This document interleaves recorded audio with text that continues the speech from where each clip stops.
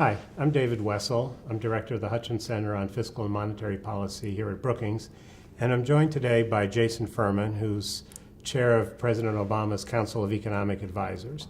And we're going to talk about one specific aspect of the economy today, which is pretty interesting.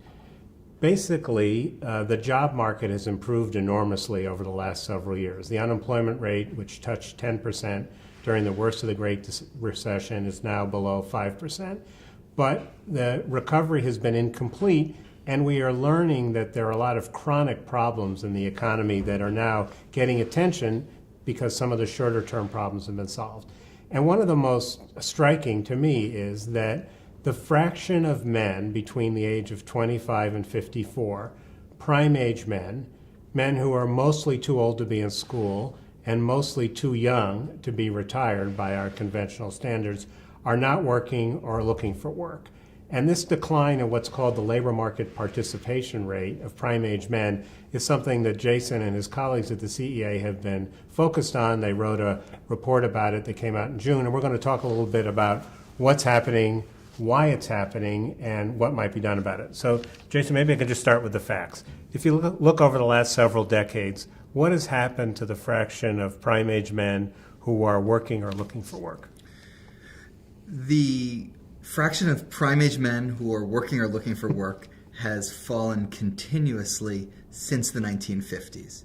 In the early 1950s, 98% of men in that age bracket had a job. Most of them had a job, or the ones that didn't were actively looking for one. Today, that fraction has fallen down to 88%, and that process pretty much took place over about a half century. So if you look at all the men between these eight in this prime age group, 12% of them aren't even looking for work. That's right. Wow. They have, given up looking for work.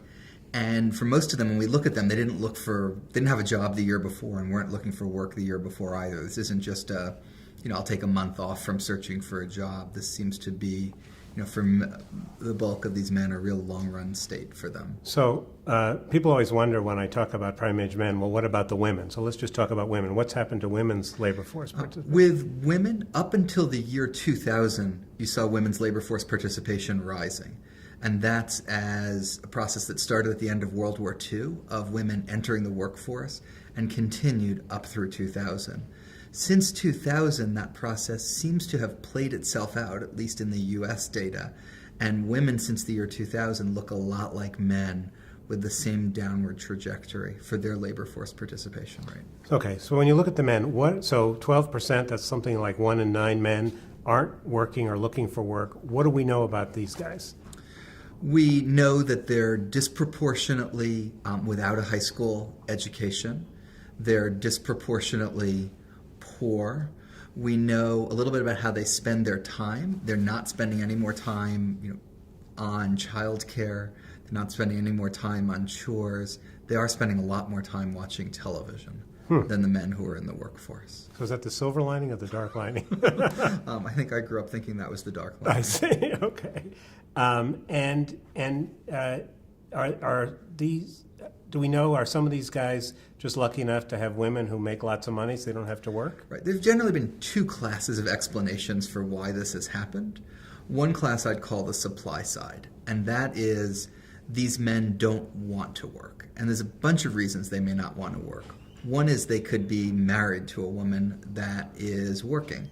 And with so many more women working today than 50 years ago, you'd think that might be the case.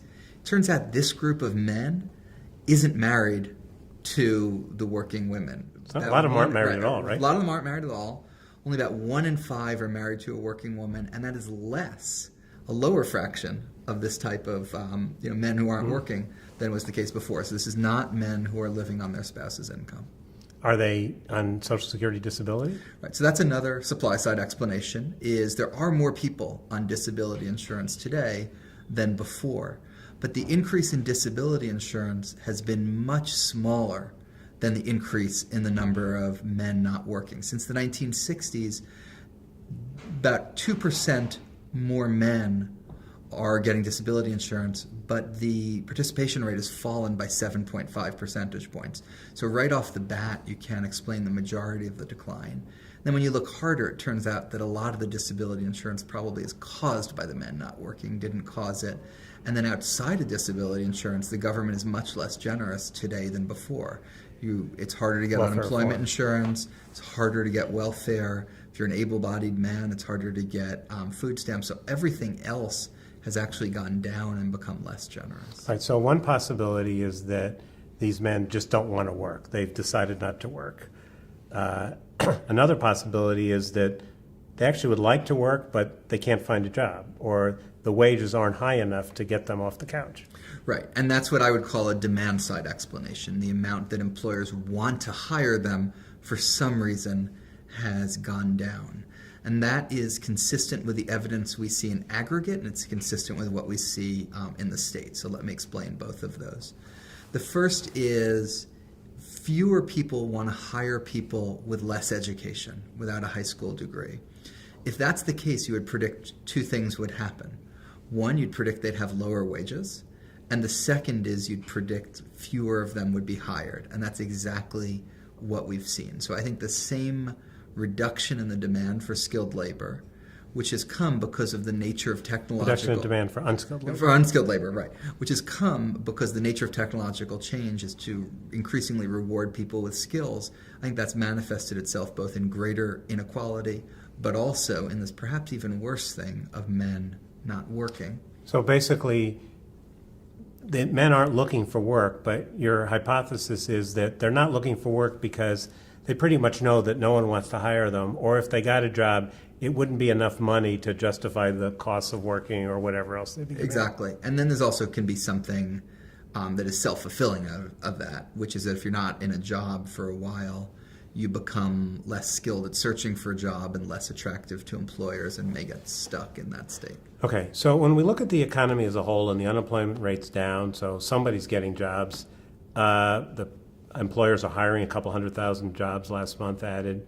Why should we worry about this decline in the fraction of prime-age men who have jobs? I think we should worry about it. First of all, understand it's quite large. The difference between a recession and a normal economic period is maybe 2 percentage points on the employment population ratio. When it goes up by 2 percentage points, we think we're coming down. That's a couple million people, right? Right. So this is something that's more like 10 percentage points stretched over a longer period of time, but you're talking about something that in some sense is bigger than the difference between a recession and a boom. And the impact it has, the evidence is it's very clear that for some of these people it's a choice. Not everyone needs to work, not everyone should work. But when you're talking about someone who's not married, who has less than a high school degree, there's a good chance it's not a choice. And it's associated with depression, with drug use, with suicide, with a range of bad outcomes for people. So, it's supposed to be a pool of about the neighborhood of 10 million, close to 10 million men we're talking about, men who are over age 25, under age 54, 54, but are not even bothering. It's millions. Yeah. So, what do we do about it? I think it's really important to understand, while I do think technology and demand have played a role, they can't fully explain it because some countries have done a much better job than the United States has over time. We've actually had a much bigger decline than all but one other OECD economy. So to me, that's proof that we actually can do something about it. Let me just stop you there. So there's a trend in other advanced economies? In other advanced economies, you've seen some downtrend. Not everywhere. Germany, for example, has seen an increasing labor force participation rate for prime-age men, and generally it's been down, but a much more gradual downtrend than we've seen in the United States. And those countries remain higher. Right. So that's something unique here that we could fix. Right, exactly. So I think that means this is caused by policy and institutions, not caused by technology, which is to say we shouldn't accept it as inevitable. There's a range of things we need to do. Some aren't even motivated by this problem, but education is one of the biggest differences between whether you're likely to have a job or not likely to have a job. So expanding education, expanding access to college. Having labor market institutions that do a better job of helping people find work. So we spend 0.1% of GDP on what are called active labor market policies, helping people search for jobs. The average in the OECD is 0.6% of GDP, 6 times what we're spending in the United States. And we could incorporate that into unemployment insurance, that as you're getting closer to the end of your benefits, we'll do more to help you find a job. That's a second thing. Third, a little bit less for men, but it matters for men, it probably matters more for women, is having more flexible workplaces where we're subsidizing childcare, having paid leave, sick leave, other things that make it more possible to stay in a job. Those are three of the sets of things that I would do. But you said earlier that one reason that you thought that these men were not looking for work is that their wages weren't very high. Mm-hmm. So I thought that would Yeah. imply that if we had higher minimum wage or we had more tax credits for low-wage workers, that might Yeah. also be an incentive. Yeah, no, I think that's important. I think you want to expand aggregate demand overall, and in particular, as manufacturing has gone down as a share of employment, investing more in areas like infrastructure could create some demand for some of the types of less skilled men that we're worried about here.